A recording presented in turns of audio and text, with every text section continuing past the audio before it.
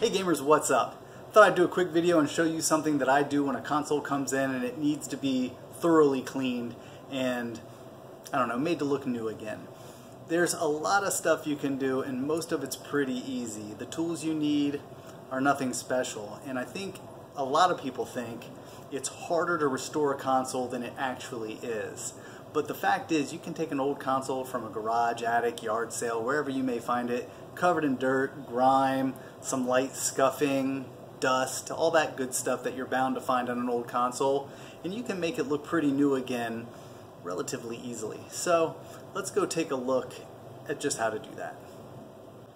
Now, there's all sorts of things that can make a console look ugly. The most common, dirt and dust, the stuff that gathers on it over years of sitting in the basement or the attic or wherever it's been. But that stuff's pretty easy to clean off. It gets a little harder sometimes with what looks like food or soda or whatever else. It's unbelievable sometimes the stuff you see splattered on a console, to the point where sometimes you can't even guess what it is. But most of the time, even that's pretty easy to clean off. A lot of times I'll flip the console over and I'll take all the screws out and pop the top off. I do this because even if a console doesn't look entirely nasty, it could have some unwanted hitchhikers aboard that you'll want to get rid of. You don't want any kind of infestation in your house. I definitely don't want it in the store, and I definitely don't want to sell it to someone who would end up taking them home with them and blaming me for it. I mean, I figure if I wouldn't own it in my personal collection, then there's no reason I should sell it to anyone else. So part of the process is taking that system apart, checking the inside, blow it out with some compressed air, make sure it's not too dirty, dusty, or filled with any gross varmints.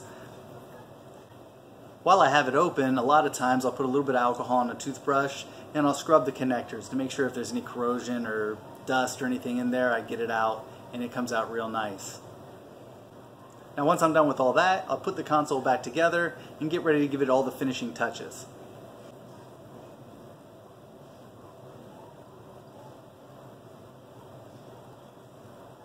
The thing I most commonly use is 70% isopropyl rubbing alcohol.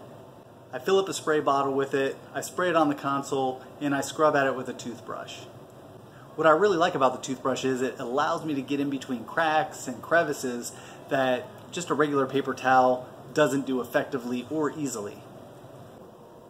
Now with the toothbrush on glossy surfaces like you'd find on a original launch Xbox One or PS4 or even a Xbox 360 Slim or original PS3, you gotta be super gentle. In fact, a lot of times I won't even use a toothbrush on the main open areas on those consoles. I'll just use the shop towel, I'll spray it down in alcohol, get nice coverage on there so it's less abrasive, and I'll wipe the console down with that, and then I'll use a toothbrush only on the vents or hard to reach areas, the back of the console and that sort of thing. As with any cleaning solution, you definitely want to test a spot first if you're worried about whether the alcohol will take off part of the surface, like the wood grain on an Atari 2600 or the red Nintendo logo on an original NES, because this stuff can pull that stuff off. In fact, I've seen Windex take the red part off of a NES lid. So you do want to be careful with any cleaning solution that you're using on a game console. Many years ago, someone recommended to me that I should try some Armor All on a game console to see how that would make the finish look. And I thought it was preposterous at first, but I ended up trying it anyway, and sure enough, man, it really works. It looks great. So that's what I use to this day. I mean, that was back in 2003, I think, and I've been doing it ever since.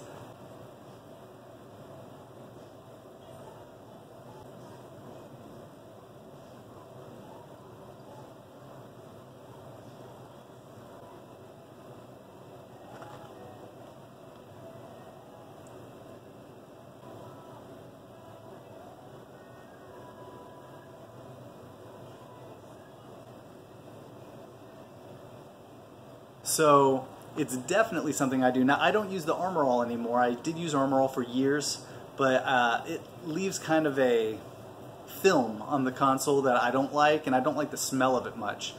I use McGuire's Supreme Shine, and this stuff is fantastic. It smells great, it leaves a great shiny coat on the system, and it also makes it easier to dust later on. it seems like the dust just slides right off of it after you use this stuff. It just is really nice, and I'm not being paid to say this or anything crazy. Yeah, I don't know anyone to make wires, and no one sent me a free bottle. It's just what I use. I've used it for years now, and I really like it. In case anyone tells you that using this stuff on your console is bad for it or will ruin it or something, I've been doing it for, around 15 years now, and it's never hurt anything. I use it on my personal consoles in my collection, and I use it on consoles at the store, and I've only had positive results, so I'm going to keep using it. And as you can see, the finished products are really nice. I'm always super pleased with what I can do to make a console look great again with little effort. And there you go. It's not a big deal. It doesn't take hours of your time. It's not a huge undertaking. It's just something you can do to make a console look great again, and it's a lot easier than a lot of people think. If you find a console at a yard sale, a garage sale, thrift store, flea market, wherever, you can make it look pretty new again with minimal effort.